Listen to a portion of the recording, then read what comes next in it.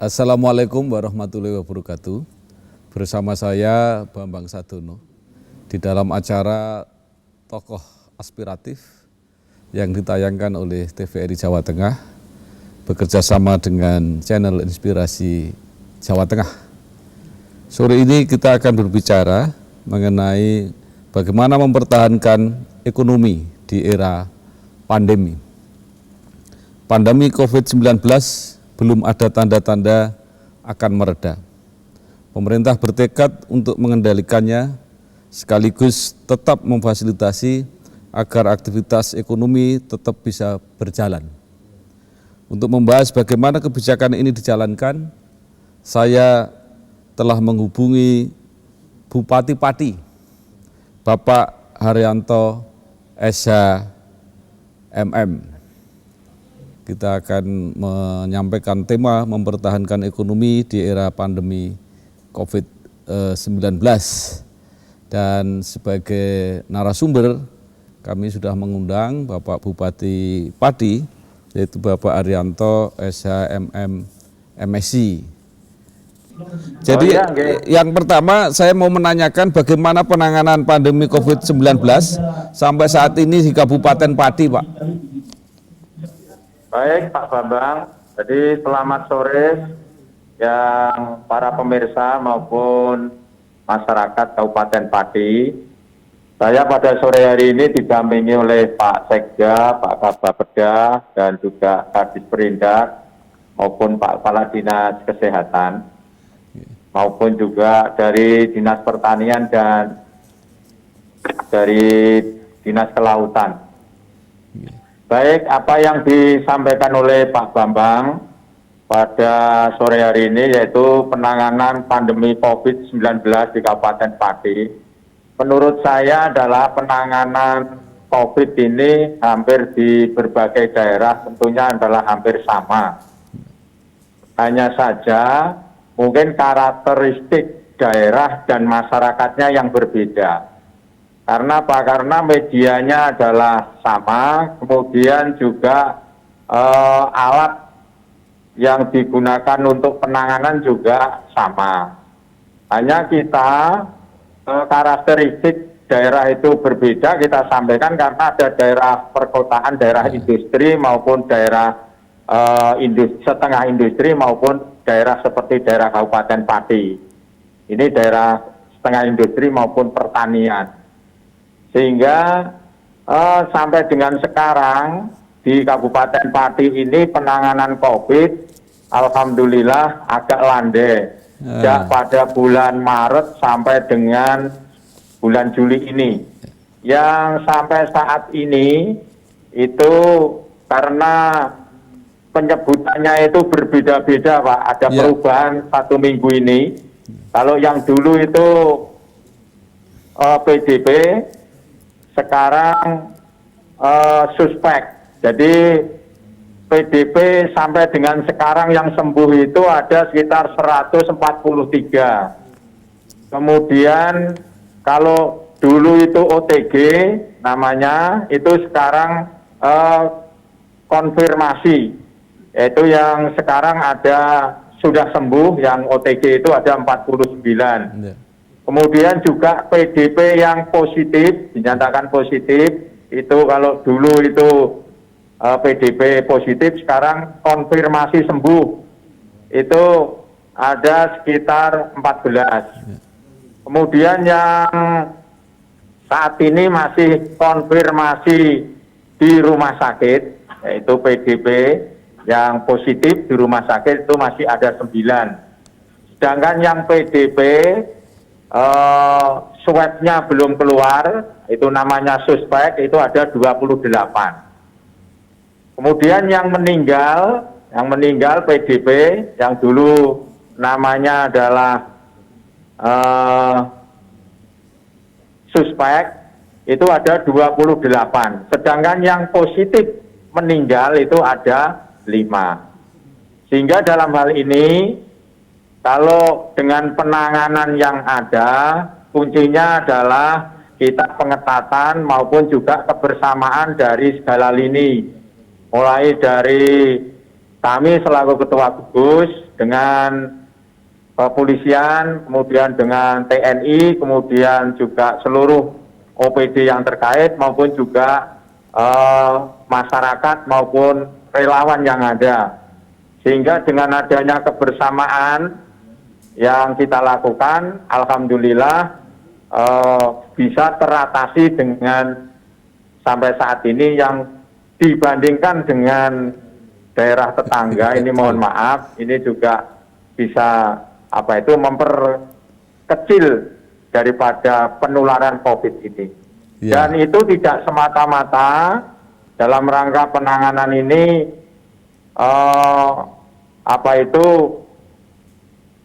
dengan adanya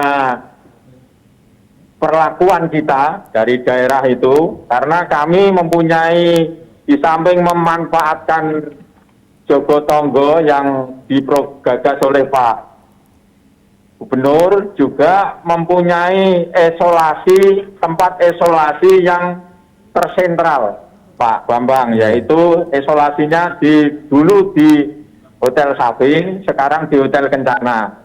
Sehingga manakala kalau masyarakat itu diadakan rapid test itu reaktif, kita punya regulasi harus diisolasi di Hotel Sapin, dan itu tersentral. Sehingga kita mudah untuk memantau. Sedangkan apabila nanti di swab itu tidak positif, maka kepada yang bersangkutan bisa dikembalikan dengan isolasi mandiri di rumah. Manakala itu tidak kita tangani sedemikian rupa, mungkin dari kasus ini tidak bisa teratasi dengan baik. Jadi itu Pak Bambang untuk terkait penanganan COVID di Kabupaten Pati ini. Yang jelas adalah pengetatan terhadap masyarakat, kehidupan sehari-hari, yaitu penggunaan dengan protokol kesehatan, yaitu pakai masker, kemudian jaga jarak, kemudian mengedukasi cuci tangan pakai sabun, maupun juga melarang masyarakat untuk berkumpul-kumpul. Sehingga dengan kita membuat penertiban daripada masyarakat yang berkumpul-kumpul ini, akhirnya kita bisa mengurangi daripada dampak penularan COVID yang ada. Termasuk juga kami mengetati kepada seluruh karyawan saya, pegawai negeri sipil, sampai dengan hari ini tidak kami perbolehkan untuk dinas luar. Karena apa? Karena ini adalah bagian daripada untuk memutus mata rantai penyebaran COVID. Karena selama ini kami menimba pengalaman dari daerah lain, itu juga kasus COVID ini seringkali adalah penularan dari luar daerah yang pandemi. Oleh karena itu, dengan adanya pengetatan-pengetatan ini, kita bisa dirasakan oleh masyarakat. Itu Pak Bambang. Baik, terima kasih Pak Bupati. Jadi kalau dibandingkan dengan daerah-daerah kabupaten kota lain di Jawa Tengah, memang relatif Pati kelihatannya lebih baik. Nah, sekarang persoalannya adalah bagaimana menyeimbangkan protokol kesehatan ini dengan tetap memberi kesempatan atau memfasilitasi supaya ekonomi masih tetap bisa berjalan, Pak Bupati. Monggo Pak. Baik, jadi dengan kebijakan penyeimbang penanganan pandemi COVID dan perekonomian juga tetap jalan, saya membuat regulasi Perbup 49 tahun 2020. Ya, jadi Perbup ini mengatur berbagai kegiatan yang ada di masyarakat, yaitu mulai kalau dulu kami belum berani memberikan izin masyarakat untuk punya kerja seperti nikahan. Kemudian nikahan. Sekarang kami sudah berani memberikan.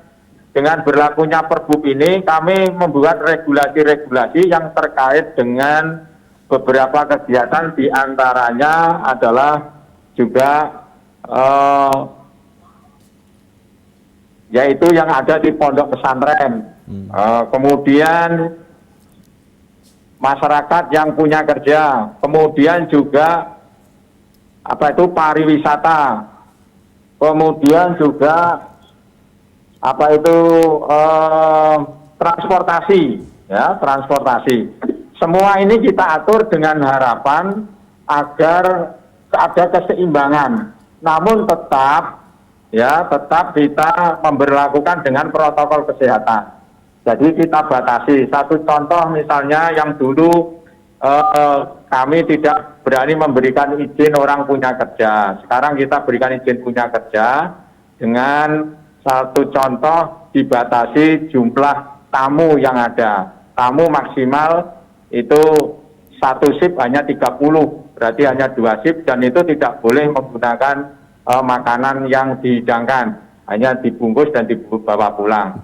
Kemudian juga kalau di dalam gedung itu diperbolehkan menggunakan hiburan yang sifatnya kecil, itu gedung tertutup, itu satu contoh misalnya organ tunggal, itu jumlahnya tamu juga terbatas, dengan harapan kesemuanya ini bisa jalan.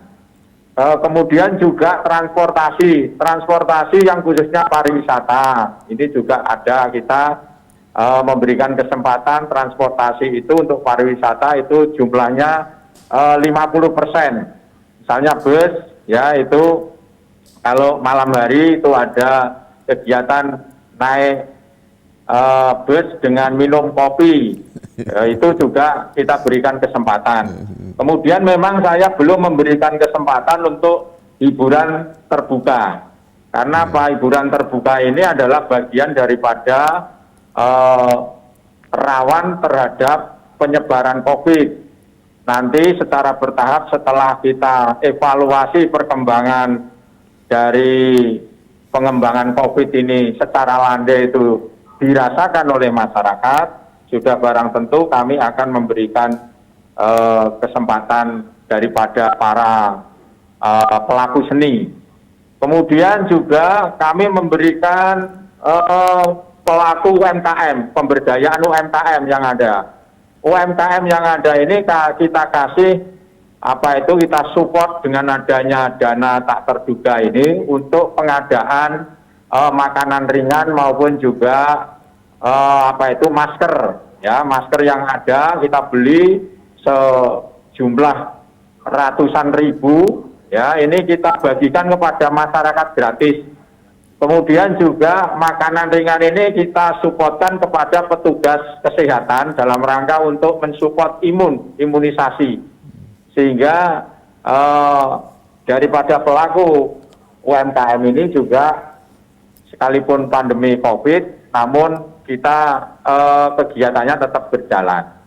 Sehingga dengan adanya dampak COVID ini, kami mengatur dengan regulasi yang ada, ini bisa berjalan, namun juga tidak serta-merta. Karena apa? Karena masyarakat ini kadang-kadang juga di lapangan itu masih menyepelekan, seolah-olah itu bahwa COVID itu masih merasa aman-aman saja. Namun dengan adanya penertiban yang ada itu, alhamdulillah dengan petugas yang kita bentuk itu bisa berjalan dengan baik. Itu Pak Bambang. Nggih, Pak Bupati, Pati sebagai daerah pantai, tentu dukungan perekonomian dari hasil laut, kegiatan nelayan itu sangat dominan. Bagaimana itu kegiatan para nelayan atau yang mengambil hasil dari laut itu bisa dilakukan sehari-hari, Pak Bupati? Baik, kalau yang terkait dengan nelayan, ya, nelayan yang ada khususnya ada 8 tempat pelelangan ikan di Kabupaten Pati ini, memang punya panjang pantai 60 km, dan yang cukup besar adalah di Jubana. Khususnya untuk nelayan ini yang gross tonnya itu 10 gross ton, ya, itu bisa berjalan seperti biasa. Sedangkan yang di atas 30 gross ton sampai 100 gross ton itu sampai dengan sekarang ini karena daerah-daerah yang dikunjungi untuk wilayah WPP-nya itu masih badai, sehingga sampai dengan sekarang belum melaut. Karena khawatir kalau nanti di tempat nelayan itu di sana ada terjadi badai. Oleh karena itu memang dengan adanya COVID ini dan cuaca yang ada memang berpengaruh, termasuk juga hasil penjualan ikan itu tidak bisa seperti pada saat sebelum COVID. Jadi nanti setelah pada musim badai ini reda, itu nelayan biasanya melaut lagi. Sedangkan untuk yang nelayan-nelayan kecil sampai dengan sekarang seperti biasa, tidak ada masalah, tetap jalan.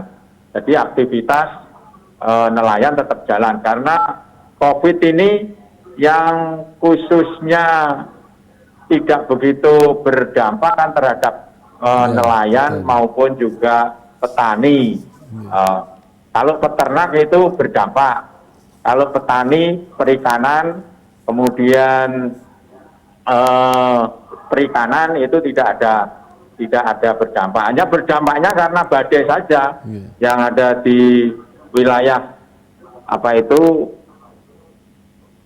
timur, khususnya itu WPP yang diberikan izin, karena WPP-nya itu sampai dengan sekarang kan hanya satu. Kecuali kalau nanti pemerintah yang kemarin, pemerintah pusat khususnya adalah Kementerian Kelautan memberikan izin WPP-nya itu lebih dari satu, sudah barang tentu para nelayan ini sangat senang hati, karena selama ini kan kami telah mengajukan kepada Pak Menteri Kelautan jangan hanya satu, karena apa, kalau satu itu kita bayarnya pajak itu 1 tahun, kemudian melautnya itu hanya sekali, itu berarti hanya bisa memanfaatkan itu hanya sekitar 6 bulan 7 bulan dalam 1 tahun itu, Pak Bambang. Kalau soal harga gimana Pak Bupati? Kalau soal harga itu sekarang ada penurunan. Jadi ada penurunan harga dari hasil perikanan ini. Kalau salah satu contoh ya misalnya saat ini kan misalnya musim rajungan. Ya, rajungan kalau dulu sebelum pandemi itu harga 100.000. Dengan sekarang ini musim ini hanya 40.000. Itu salah satu contoh. Kemudian ya rata-rata mengalami penurunan 20-30%. Gitu. Itu apakah karena pembelinya yang tidak ada atau mungkin tidak bisa mengirim ke tempat lain gitu Pak Bupati? Ya tidak bisa mengirim ke tempat lain karena dampak daripada pandemi COVID ini kan tidak semuanya bisa kita mengirim ke daerah lain karena situasi daerah gitu.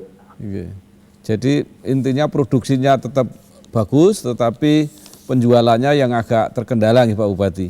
Betul, betul sekali. Ya. Lalu tadi Pak Bupati katakan bahwa bidang-bidang ekonomi yang tidak terlalu terdampak oleh pandemi antara lain pertanian dan padi. Pertanian, betul. Padi kan juga mengandalkan pertanian. Saya lihat ada selain konvensional padi, ada ketela pohon, ada tebu yang merupakan andalan padi. Ini perkembangannya gimana Pak Bupati? Baik, kalau berkaitan dengan tebu saat ini padi ada 2 penggilingan tebu, yaitu di Terangkil dan Pakis. Jadi saat ini memang baru penggilingan. Yang PG Pakis itu pada bulan April, akhir April itu sudah penggilingan. Sedangkan untuk di PG Terangkil itu pada awal bulan Mei sampai dengan sekarang. Dan itu justru membantu dengan perekonomian yang ada di Kabupaten Pati. Karena apa? Karena ini kan kalau ada penebangan tebu, itu kan memberdayakan perekonomian. Yang pertama adalah tenaga kasar. kemudian armada. Setiap hari itu penebangan itu yang masuk giling itu paling enggak itu 1.000 sampai 1.500 armada yang ada. Itu khusus satu pabrik. Kemudian kalau 2 pabrik itu menggunakan armada yang cukup banyak. Kemudian belum tenaga kasar penebang. Sehingga dalam hal ini itu sangat membantu perekonomian. Di samping juga jasa-jasa yang lain, yaitu para bakul, kemudian juga tenaga-tenaga yang lain. Kemudian ini juga tidak lepas dari pengetatan dengan metode protokol kesehatan yang sangat ketat. Bahkan kemarin saya juga punya kekhawatiran karena setiap hari itu antriannya itu seperti itu ribuan. Saya sampling dengan rapid test itu, dan alhamdulillah semuanya adalah non reaktif. Dan alhamdulillah sampai dengan sekarang harga gula juga termasuk cukup stabil. Sampai dengan sekarang ini berkisaran pada 10.800 sampai 11.000, padahal HET-nya itu 12.500. 12.400 sampai 12.500. Sehingga dengan adanya 2 pabrik ini yang giling itu membantu perekonomian Kabupaten Pati. Kemudian juga yang terkait dengan ketela pohon. Ini juga sama, komoditas yang ada di Kabupaten Pati khususnya adalah wilayah Pati Utara. Ini ada sekitar 535-an bumi industri tapioka yang ada di wilayah Pati Utara. Ini juga sangat membantu perekonomian. Karena apa? Karena proses giling ketela ini juga meningkatkan perekonomian yang ada di kabupaten, karena harga ketela juga cukup lumayan stabil. Kemudian juga memanfaatkan tenaga kerja yang ada di lokal sekitar itu, Pak Bambang. Sehingga tidak hanya padi, kalau padi jelas Kabupaten Pati ini sebagai penyangga ketahanan pangan di Jawa Tengah. Karena setiap tahun tidak kurang dari surplus 250.000 ton. Dan tahun ini alhamdulillah MT kedua sudah hampir selesai, dan itu sangat membantu untuk ketahanan pangan tidak hanya di Pati tapi tingkat Jawa Tengah. Itu Pak Bambang. Alhamdulillah tahun ini kelihatannya nggak terganggu banjir ya Pak untuk padi Pak. Alhamdulillah nggak terganggu banjir, sekalipun saya juga mengusulkan berkali-kali untuk penanganan normalisasi Sungai Juwana ini belum selesai-selesai. Namun ya dibantu oleh alam yang ada itu. Kalau untuk tebu hasilnya gimana Pak? Randemennya masih bagus atau ada masalah? Bagus, cukup bagus. Sampai dengan sekarang randemennya adalah 7,06. Ya, 7,06. Sehingga para petani tebu ini agak diuntungkan ya, diuntungkan harga dan diuntungkan dengan rendemen. Sehingga 2 tahun yang lalu dengan tahun ini agak stabil dengan harga gula yang ada ini, sehingga cukup lumayan membantu dengan adanya dampak daripada COVID. Namun petani ini penghasilannya cukup lumayan lah untuk di Kabupaten Pati, khususnya adalah petani padi, tebu maupun ketela. Ini petani-petani padi ini kan sangat kreatif Pak, untuk ketela pohon dan tebu ini kadang-kadang sampai menyewa tanah sampai Rembang, sampai Blora, itu masih sampai sekarang Pak? Sampai sekarang tidak hanya Rembang Blora Pak, ada yang juga sampai Subang juga, karena relatif lebih murah dibandingkan dengan di Kabupaten Pati, karena pesaingnya kan lebih sedikit. Kalau di daerah Pati ini pesaing petani ketela, petani tebu, ya itu lebih banyak. Tapi kalau di daerah lain, misalnya di Rembang, ya di Blora, kemudian di Jepara, bahkan di luar daerah ada yang sampai di Subang itu dengan harga yang lebih rendah. Karena apa? Karena masyarakat sana belum paham, Pak. Belum paham penanganan ketela pohon ini. Jadi memang benar apa yang disampaikan oleh Pak Bambang ini, warga Pati ini memang mempunyai kemauan yang sangat cukup tinggi dalam baik itu di bidang pertanian, perkebunan maupun juga yang lain. Jadi bisa disimpulkan kalau di bidang laut, nelayan, dan di bidang pertanian nyaris tidak ada hambatan yang terlalu mencolok selama pandemi ini, Pak Bupati ya. Betul, yang tidak selama ini yang tidak terpengaruh dengan dampak COVID itu kan di bidang perikanan, pertanian, dan perkebunan. Sedangkan yang berdampak kan bidang industri, kemudian pariwisata, jasa, itu yang jelas itu berdampak. Sedangkan yang industri makanan ya menurut saya adalah juga tidak terlalu berdampak juga. Gitu. Iya, Pak Bupati, saya akan melanjutkan di kegiatan industri. Jadi salah satu yang terkenal industri di Pati itu kan industri dari hasil pertanian, yaitu kacang itu, Pak ya. Jadi itu bagaimana sekarang perkembangannya? Khususnya ada 2 di Kabupaten Pati ini memang punya industri kacang Garuda dan industri kacang Duri Kelinci. Ya. Jadi industri dua-duanya ini alhamdulillah sampai dengan sekarang saya pantau jumlah karyawannya juga tidak ada yang di PHK satupun. Kemudian juga produksi yang ada beberapa hari yang lalu saya tanyakan juga tidak ada perubahan. Karena apa? Karena industrinya adalah industri makanan. Dan ini juga banyak ekspor, kemudian juga banyak ke daerah-daerah lain. Sehingga ini menopang juga perekonomian. Karena apa? Karena membantu karyawan yang cukup banyak dan itu mempunyai pekerjaan yang tetap.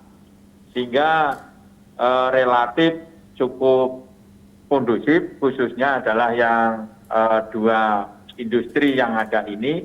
Sedangkan industri-industri yang selain pengolahan bidang makanan itu memang ya berdampak sekali, Pak Bambang.